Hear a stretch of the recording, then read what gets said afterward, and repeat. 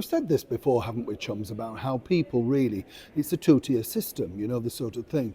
I mentioned it a while ago about how celebrities, you know, when, say, you and I are ill and we're trying to get to hospital, but their description of it is, you know, mad dash to hospital, a major emergency, and that's always followed by, isn't it, a picture on their social media, no doubt with a vitamin drip in their arm, but, you know, they're just letting you know that, of course, they're all right. It's attention seeking of the highest order.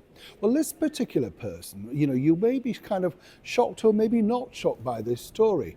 This is a man, of course, who described us, people that might like the British royal family, as flag-waving idiots. Now, he's something of a redeemed comedy star, creating the character of Alan Partridge and Pauline Calf.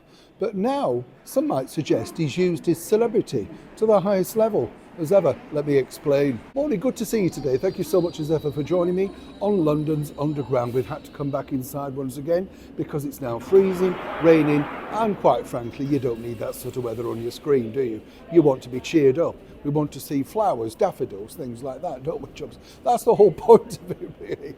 I don't like bad weather, as you can imagine, as I can't imagine anybody does. You don't mind a little brisk rain, but when it becomes torrential and then wind as well, you've had enough, haven't you? Yeah, you're like me, just had enough. A little bit like this particular story, what I find fascinating is the comedian Steve Coogan, as I said, called British patriots, you know, basically flag-waving idiots. But then, of course, uses his celebrity status as and when it suits him. You get the picture. You see, recently, he managed to evade another driving ban. Now, Steve basically decided that, you know, the judge couldn't take away, literally, his car, you know, even though he'd had points on this before. This was simply because he needed it. And the reason being was, according to him, this would put people out of work because they were about to go into production for a thing called Road Trip, or The Trip. It's something that he films with another alleged comedian, Rob Brydon.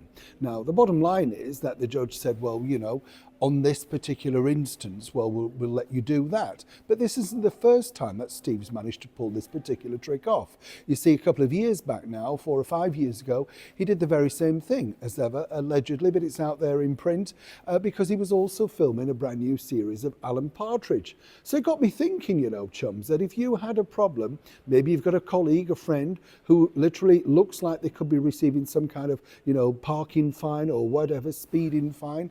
He was speeding at 97 miles an hour in a very much lower level area.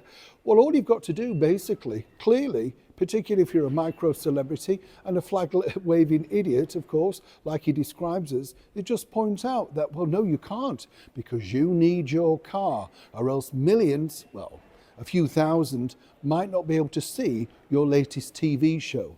Now, I'd love to know what you think to this particular story. Is this hypocrisy of the highest level? And if it was an ordinary Joe like you and me, truly, would we have got away with something like that? I don't know, perhaps even saying this, you have to film your YouTube channel.